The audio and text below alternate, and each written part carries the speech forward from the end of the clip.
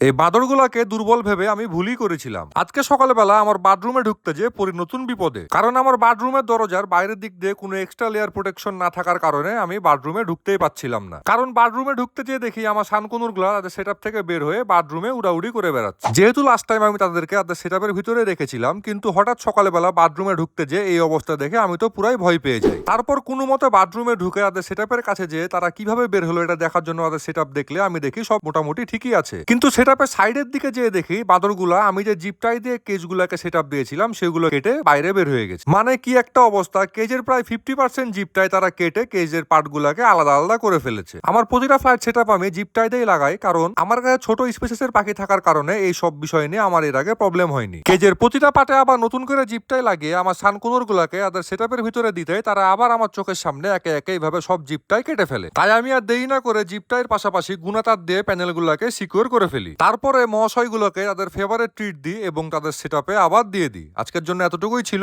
Tata.